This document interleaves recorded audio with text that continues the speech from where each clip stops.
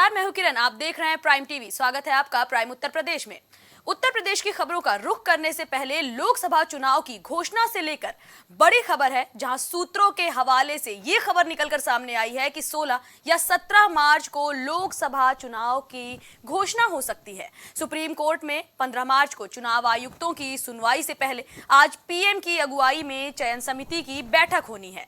आयुक्तों की नियुक्ति के बाद 3 सदस्यीय चुनाव आयोग लोकसभा चुनावों की घोषणा से जुड़ी तैयारियों को अंतिम रूप देगा और कयास लगाए जा रहे हैं कि 16 या 17 मार्च को लोकसभा चुनाव की घोषणा हो सकती है।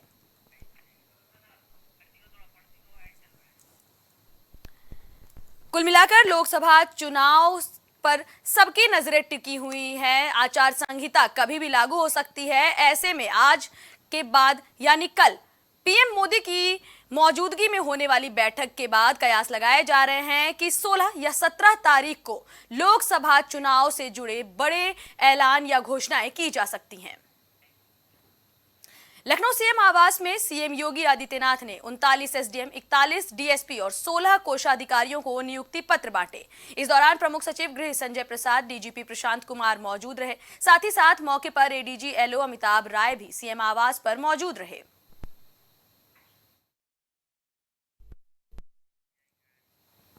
सीएम योगी आज अंबेडकर नगर पहुंचे, जहां 2 निजी औद्योगिक विकास परियोजनाओं का उद्घाटन करते हुए जिले को 2122 करोड़ की 4977 विकास परियोजनाओं की सौगात दी। वहीं अपने संबोधन में सीएम ने कहा कि सभी ने बदलते भारत को देखा है, बिना भेदभाव के योजनाओं का लाभ सभी को मिल रहा है।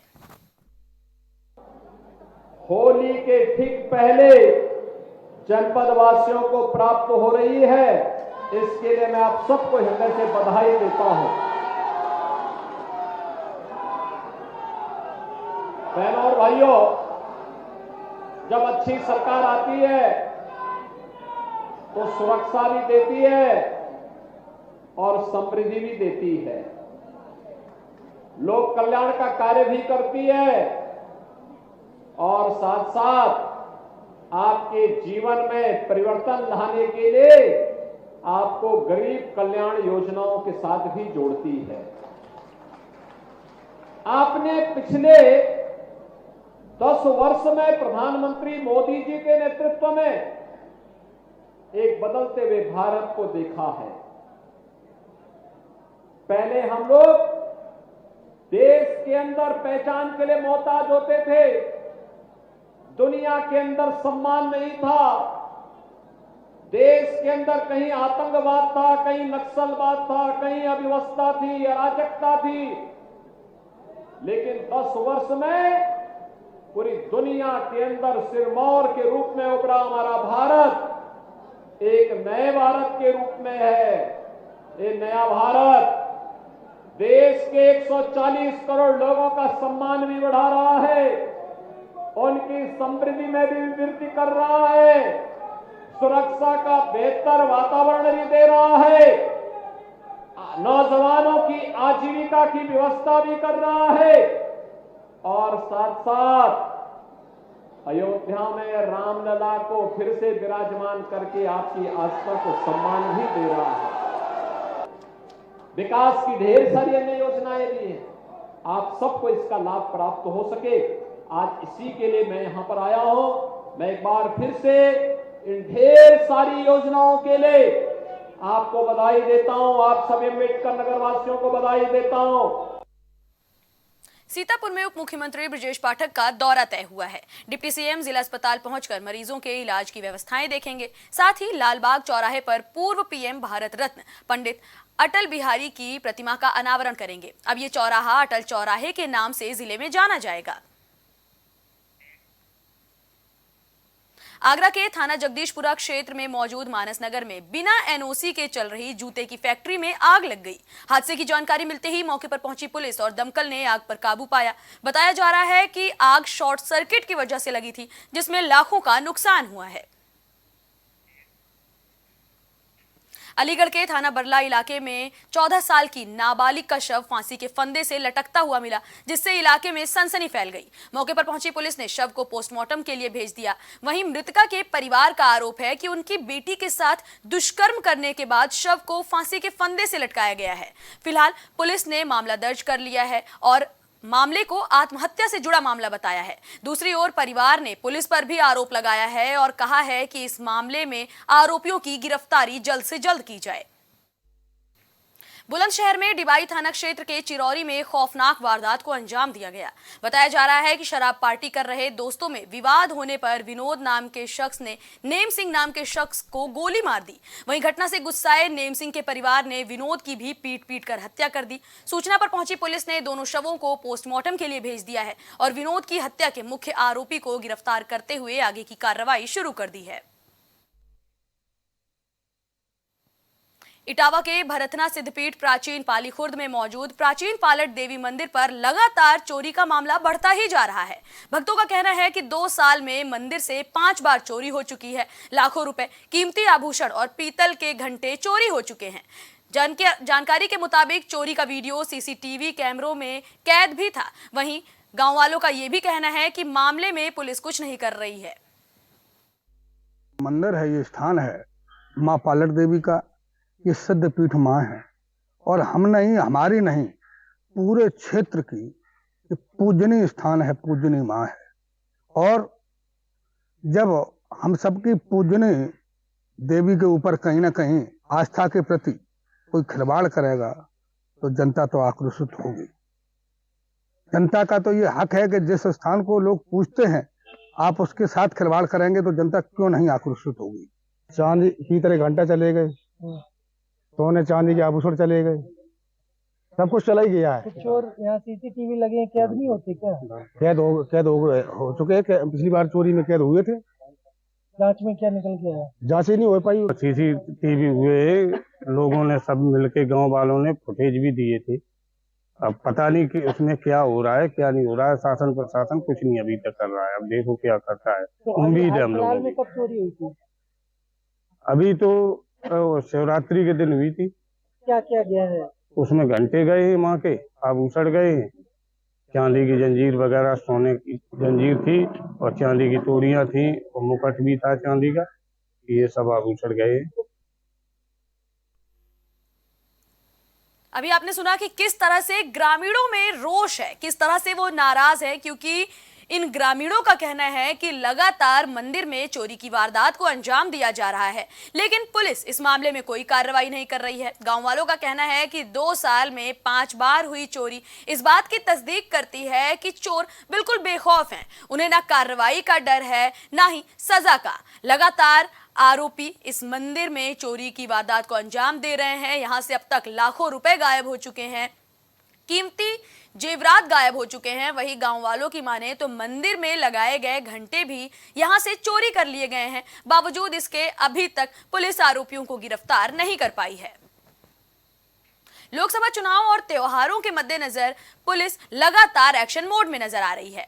इटावा के भरथना में पुलिस और अर्धसैनिक बल ने इसी सुरक्षा के मद्देनजर, त्योहारों के मद्देनजर फ्लैग मार्च किया। बताया जा रहा है कि फ्लैग मार्च के दौरान व्यापारियों से पुलिस ने बातचीत भी की और इस फ्लैग मार्च में भारी संख्या में भीड़ भाड़ और कस्बे में जगह जगह जाकर लोकसभा चुनाव से पहले मतदान केंद्रों पर भी संबंधित अधिकारियों ने निरीक्षण किया कि किसी तरह की कोई भी दिक्कत लोकसभा चुनाव के दौरान या फिर त्योहार के दौरान ना हो। जौनपुर में शाहगंज कोतवाली क्षेत्र के भादी गांव में मोंटी कार्लो कंपनी के लाए गए मजदूरों के साथ मारपीट का मामला सामने आया है। बताया जा रहा है कि मामूली कहासुनी को लेकर गांव के कुछ दबंगों ने मजदूरों के साथ मारपीट की है, जिसमें 4 मजदूर घायल हो गए। मजदूरों का आरोप है कि मारपीट के दौरान उनके पास रखा 1 लाख रुपए छीनकर दबंग फरार हो गए हैं। कौशाम्बी के पश्चिम शरीरा कोतवाली क्षेत्र के देवरी गांव में एक किसान की हत्या कर दी गई। बताया जा रहा है कि किसान की हत्या करके भैरव बाबा के डेरे पर चादर में लपेटकर लाश फेंकी गई थी। सुबह शौच के लिए निकले लोगों ने पुलिस को मामले की जानकारी दी, जहां पहुंचकर पुलिस ने शव को कब्जे में लेकर पोस्टमार्टम के लिए भेज दिया और जल्द से जल्द इस ब्लाइंड मर्डर के खुलासे का आश्वासन दे रही है। पुलिस को सूचना प्राप्त हुई थी कि थाना पश्चिम सरीरा क्षेत्र के अंतर्गत ग्राम देवरी में एक व्यक्ति की हत्या हो गई है। सूचना प्राप्त होते ही तत्काल पुलिस फोर्स मौके पर पहुंची है। जो मृतक हैं उनका नाम राम सूरत है, उनकी उम्र तकरीबन 55 वर्ष है। इनकी बॉडी को कब्जे में लेकर पंचायतनामा की कार्रवाई करते हुए उनको शव को पोस्टमार्टम हाउस भिजवा दिया गया है। परिजनों की तहरीर के आधार पर सुसंगत धाराओं में मुकदमा पंजीकृत किया जा रहा है। पूरे प्रकरण की गहनता से छानबीन की जा रही है। सपा नेता गायत्री प्रजापति की मुश्किलें लगातार बढ़ती जा रही हैं। ईडी नेता गायत्री प्रजापति के लखनऊ, अमेठी और मुंबई सहित तमाम ठिकानों पर छापा मार रही है। लखनऊ में गायत्री प्रजापति के बेटे अनुराग प्रजापति के घर और एक करीबी महिला के घर इस बार ईडी ने छापा मारा है। आपको बता दें, ईडी ने बीते 16 जनवरी को भी गायत्री के बेटों के रियल एस्टेट कंपनियों में निवेश के सबूत हासिल करने की बात कही थी। बीते दिन इलाहाबाद हाईकोर्ट में श्री कृष्ण जन्मभूमि केस की सुनवाई हुई, जहां हिंदू पक्ष ने शीतला माता कुआं पूजन के लिए प्रार्थना की। वहीं मुस्लिम पक्ष की ओर से कुआं पूजन का भारी विरोध किया गया। मामले की अगली सुनवाई के लिए कोर्ट ने 20 मार्च की डेट तय की है। आज इलाहाबाद उच्च न्यायालय में श्री कृष्ण जन्म स्थान से मस्जिद को हटाने वाले केस में सुनवाई हुई। सूट नंबर 1 से लेकर सूट नंबर 18 तक पर आज सुनवाई चली और सूट नंबर 5 और सूट नंबर 15 पर सुनवाई नहीं हो सकी है, क्योंकि सूट नंबर 5 और 15 के अधिवक्ताओं ने उसमें नया वकालतनामा दाखिल किया है। उन्होंने अगली सुनवाई के लिए समय लिया है, तो माननीय न्यायालय ने अगली सुनवाई के लिए 20 मार्च की डेट लगा दी है। श्री कृष्ण जन्म स्थान के बगल में जो प्राचीन कुआं था, जो शीतला माता की जो पूजा होती थी, उस पर हिंदू पक्ष की तरफ से माननीय न्यायालय से प्रार्थना की गई थी कि यह पूजा प्राचीन काल से चली आ रही है, इस पर मुस्लिम समाज के लोग रोक लगाते हैं। अतः न्यायालय उस पर पूजा का अधिकार देने की कृपा करें। शीतला माता की जो पूजा होगी उसको प्रारंभ कराने की कृपा करें, वहाँ पर पुलिस फोर्स की व्यवस्था करने की कृपा करें। तो इस पर माननीय न्यायालय ने विचार किया है और सुनवाई के लिए 20 मार्च की डेट लगा दी है। फिलहाल प्राइम उत्तर प्रदेश में इतना ही। देश दुनिया से जुड़ी तमाम खबरों के लिए बने रहिए प्राइम टीवी के साथ।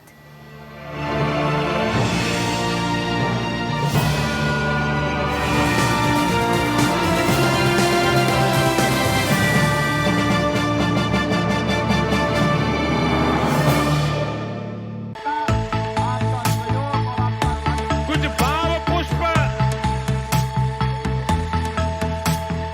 आप देख रहे हैं प्राइम टीवी, सच साहस सरोकार। प्रधानमंत्री श्री नरेंद्र मोदी का संकल्प है कि देश का हर नागरिक पोषित, सशक्त और समर्थ बने। जब पूरा विश्व इस सदी की सबसे बड़ी महामारी कोविड-19 से जूझ रहा था, उस दौरान प्रधानमंत्री श्री नरेंद्र मोदी जी के नेतृत्व में भारत सरकार ने प्रधानमंत्री गरीब कल्याण अन्न योजना का संचालन कर देश के गरीबों की खाद्य सुरक्षा सुनिश्चित की। इसी संवेदनशीलता को जारी रखते हुए आज 80 करोड़ से भी ज्यादा लोगों को मुफ्त अनाज दिया जा रहा है। सभी को अनाज, पोषित समाज। अगर आप करना चाहते हैं अपने बिजनेस को प्रमोट, तो इसके लिए आपको चाहिए होगा एक सपोर्ट। बेहतर स्क्रिप्ट, शानदार ग्राफिक्स, बेहतर विजुअल, दिखाएंगे कमाल, जानकारी पहुंचेगी जन जन तक, आपका काम करेगा धमाल। इन सभी चीजों के लिए अब ना हो परेशान। Brand promotion, motion designing and video editing, 2D और 3D animation, television telecasting, social media works, script writing जैसे कामों के लिए आज ही कांटेक्ट करें 9267925186 पर। इसी के साथ ही आप हमें जीमेल भी कर सकते हैं vikasproduction.gfx@gmail.com पर।